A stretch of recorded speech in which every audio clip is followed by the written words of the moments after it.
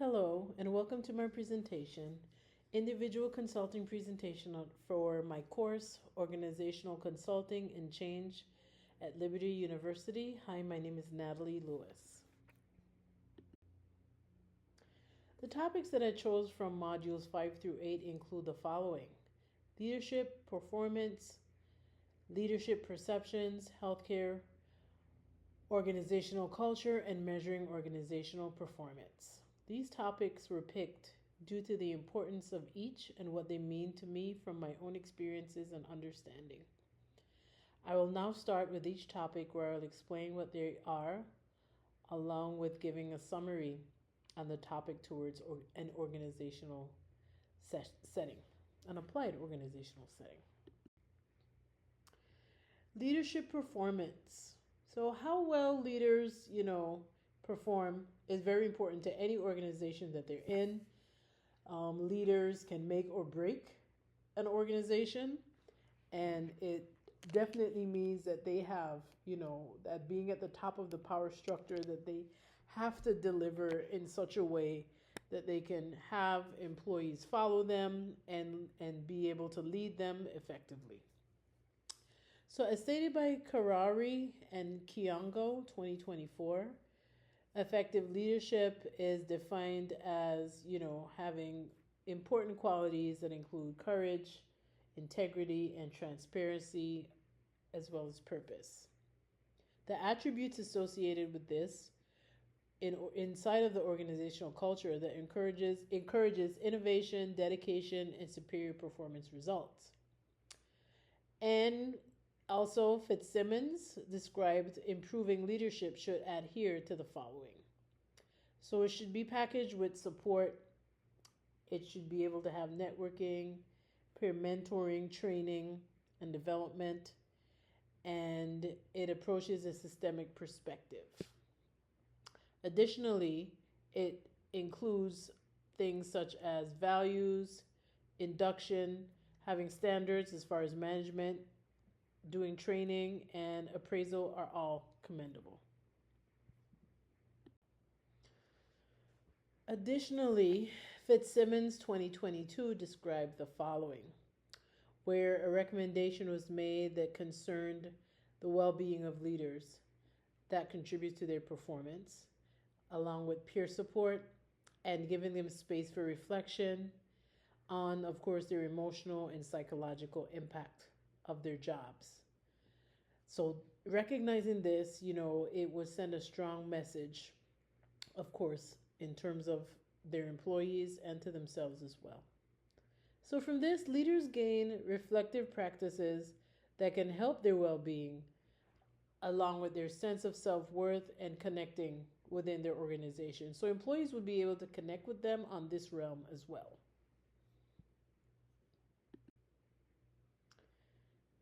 Fitzsimmons 2022 went on to describe that within the setting, the leader has the support of their organization to improve upon their performance. And the leader will more likely succeed, and this can help with the morale as well as the performance of the staff. So staff will get better. As the leader leads better, the staff will get better as well.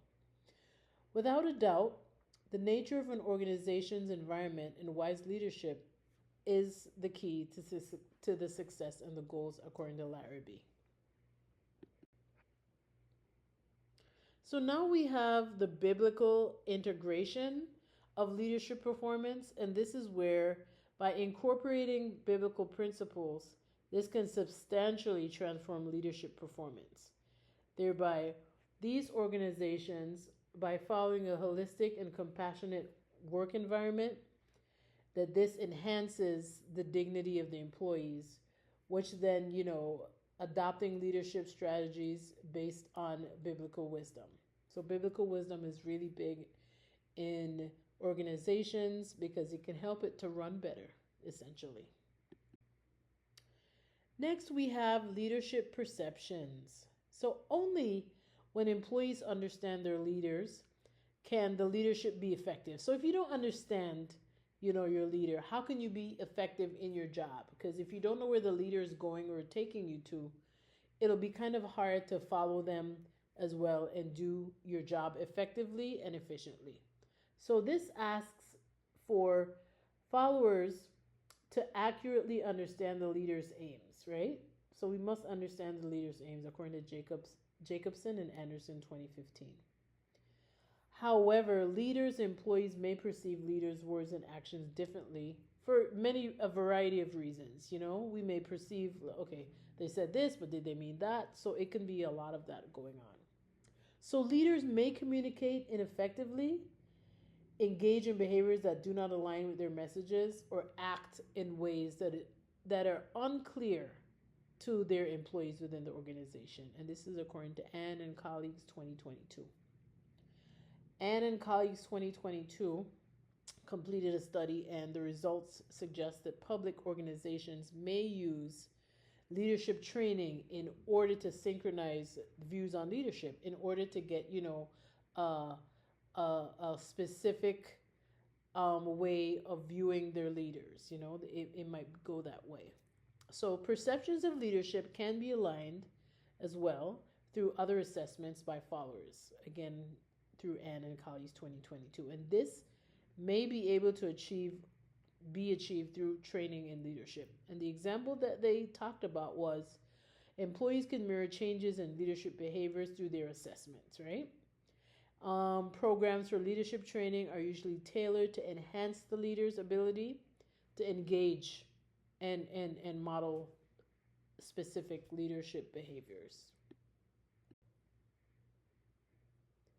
So perceptions goes on to talk about, from the author Seidel, 2016, Seidel and colleagues, research suggests that leadership training can lead to genuine changes in leadership behavior. So leaders can learn essentially from their trainings and begin to utilize it and be successful as well. Once they know how to do things better, they learn this in training, they can implement and it can take off from there. Farrell 2025 and colleagues talked about self-organized global virus teams. Virtual teams, excuse me. The article investigated how gender and personality traits relate to the perceptions of being an effective leader. The major findings were that women are viewed by their colleagues as more effective leaders than men. The differences between women's self-assessment of their leadership effectiveness and the evaluations from their teammates is, however, smaller. So evaluations that are through peers of perceived leadership effectiveness are positively influenced by extroversion as well as conscientiousness. So these things combined can help to foster, a more effective leader. So the national cultural values that are espoused do not reliably predict perceived leadership effectiveness within the two studies. Farrell and colleagues 2025 talked about peer evaluations and the perceived leadership and how effective it was, and that it was positively influenced due to extroversion and conscientiousness. Additionally, there was national cultural values that were espoused that do not reliably predict what the perceived leadership effectiveness was in the two studies.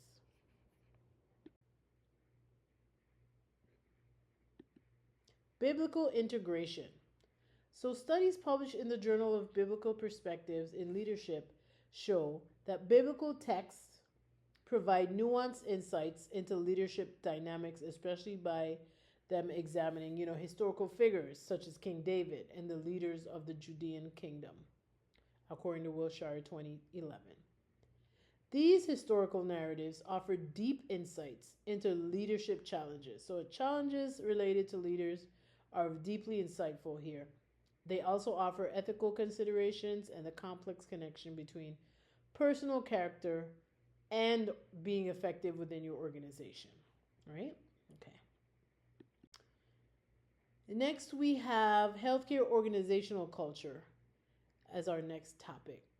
And this is according to Mannion and Davies 2018, where the organizational culture in healthcare organizations embodies the collective ways of thinking, feeling, and behaving. So, according to how people think, feel, and behave within organizations, that is the organizational culture. So, they found that it's best to consider healthcare organizations as made up of multiple subcultures. I can definitely agree with that. That there's, because in any organizations, there's also cliques, people who stick together. So, those would have subculture energy. And this can serve as a catalyst for change, or it can also hinder quality improvement efforts. So it can keep the organization from moving forward depending on negative or positive things that are going on within these cultures and subcultures. Additionally, there's an increasing amount of evidence that connects culture and quality, but we require more nuanced and sophisticated understandings of cultural dynamics. This is according to Manning and Davies 2018. So while culture is frequently pinpointed as the main perpetrator in healthcare scandals, with cultural reform, so if things are reformed, it would be necessary to address all of those shortcomings, all of those issues. It would offer that realm to make things better. And it can be by simplifying diagnoses and remedies that lack depth and specificity. Right? Okay. So, additionally, Catania and colleagues 2020 talked about research in different types of OC being present in the healthcare environment. And it is crucial because hospitals, of course, are complex in nature. That is true. The work of their interprofessional teams and the diversity of medical services provision. So, complicated stuff. Complicated environment, things will get complicated with human beings as that's how things usually go. So, according to Teichert and colleagues 2024, it's common for organizations to try to ensure that work units share a similar culture, but it is not clear whether this is appropriate in the multidisciplinary context of healthcare differences. So, differences now in how culture is perceived across extensive health systems could play a role in providing high quality care and reducing job stress. Teichert also goes on to talk about the differences in how culture is perceived across healthcare systems it could play a role in providing high quality healthcare and reducing job stress. So the article talked about prevailing belief in healthcare that organizational culture needs to be consistent among all the members. So it also indicates that cultural diversity could serve as a useful asset. So having, folks from different cultures can be a very big asset because it can, align with different, not only different cultures, but different ways of doing things. Some may have a better way of doing things. So people get to learn from each other in these multicultural, diverse environments. Also, they talked about in a large healthcare system in the US, the study assessed cultural content. So, perceptions of culture, cultural structure, which is diversity of how people perceive things, along with helping with competing values framework. So, Mutoni and colleagues 2022 talked about a strong connection between positive organizational culture and lower levels of work related stress in nurses. So, they were specific to nurses here. And they discovered highlights of how vital it is to develop these workplace settings to be supportive, transparent, and collaborative, and that it recognizes and responds to the specific challenges faced within, the healthcare profession arena. Now we have biblical integration. So biblical integration of healthcare organizational culture stems from Swillhart 2023 and colleagues, and they talked about another essential aspect of biblical integration in healthcare is having cultural competence. Now cultural competence is a big deal. People do need to be culturally competent to learn how to relate to others, not necessarily on their level of culture, but to be familiar. That's always a helpful thing, and also to be open as well for and to be around people with different cultures. You can learn a lot from them. The Joint Commission stressed how important it was for honoring patients' spiritual and religious values and fostering a holistic care approach that recognized individual diversity. This is very important as well because, in a healthcare environment, People come in from all walks of life and have different ways that they do things according to their culture, and even in their own homes they have ways of doing things, so they would come with that to these organizations. Additionally, healthcare organizations can create more comprehensive patient-centered care models that go beyond traditional medical paradigms by integrating biblical principles that encompass compassion, dignity, as well as respect. Therefore, Faruka 2020 also added, where it talked about entrepreneurial orientation and is regarded as a significant organizational asset and a contributor to exceptional organizational performance. And certain research studies also contest the idea and demonstrate a negative correlation between EO and OPT, which is organizational performance as well. This divergence, no, that's operate organizational performance, period. This divergence might originate from the theoretic approach that suggests that for strategic fit to be achieved, an organization's strategic posture must be aligned with several different factors.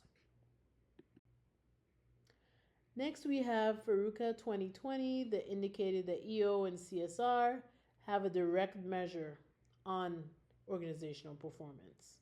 The findings indicate that that you may need a mediator to effectively handle all of this. The findings of this research indicate that specific strategy actions like EO and CSR should be examined as strategic actions to achieve a comprehensive, understanding of what organizational performance is. Additionally, studies by Putnam and Saka 2019 and Shirokova and colleagues 2016 had talked about presenting various thrilling and persuasive arguments to show the beneficial effects of EO and OP on OP. Faruka 2020 talked about the heart of EO lies the idea of constructing new knowledge to enhance organizational performance. And using these current resources, it helped an organization to take a proactive approach in addressing future needs. Additionally, the definition of EO in the work talked about the practices, methods, processes, and philosophies that embraced in terms of top management and future market demands. To sum up, research has shown that EO has a beneficial effect on the business performance of SMEs and large companies in various sectors. And this was according to Feldenhofer and colleagues and Shan and colleagues, all 2016. So now we have the measuring of the last section, which talks about measuring organizational performance with biblical integration. So now we have where, in using the biblical lens to measure organizational performance, it provided distinctive and comprehensive methods for grasping workplace effectiveness and employee engagement, and that incorporating biblical principles into organizational performance, it can be advantageous. It can be very helpful because, you look at people as from the biblical perspective as in the most human way possible, with compassion, empathy, all those things that God has taught us. And thus the potential of spiritual values would be, to improve the workplace outcomes. It would make it better. It would make it more bearable. It would make it a place where you want to go because you've included, biblical perspective, biblical integration in it. And within the organizational culture, it has been recognized more and more by researchers such as Van Neogenius 2016. And now I will talk about how each of these topics that I picked and how, it can be applied in an organizational setting. So now I will wrap up this presentation with applying these topics within the applied organizational setting. So in a setting for, if you want to exemplify good leadership performance, you would know and you would expect that you would have a good leader. The good leader leads by example. So their performance, gets results, gets you not only focused on what you need to do, but they perform well and they can even inspire you to want to perform like them or lead like them eventually. So, for leadership performance, The leader should definitely perform in a way that is engaging, personable, and people that work with them are able to relate to them with that. Next, we have leadership perceptions, and this is where you should be personable to the organizational staff, even share trials and even personal struggles with them to relate to the staff. Go to trainings with them is another opportunity to change their perception of you towards a positive light, and also to shows them that you can be someone who is engaging with them as well, and also showing them that you're more than just the bottom line. You're more than just the results. You're more than just the work. It's more than that for you. Within the healthcare organizational culture, to apply that, a leader can have cultural days where employees can learn from each other's culture. They can even bring dishes that they share with them that they cooked at home or catered in. And you can also have the employees present on their culture, for everyone to get to know who they work with, what their customs are, how they can share with you to help you understand them better, and vice versa. Finally, the last topic, measuring organizational performance. And this is where, in order to measure the performance of your organization, you can implement needs assessments. Those are helpful. And this is where you can look forward to improving upon and building upon your organizational structure and how it performs. There's always room for growth and always an opportunity to, move forward and do things better. Thank you so much for paying attention to my presentation. Thank you. Bye.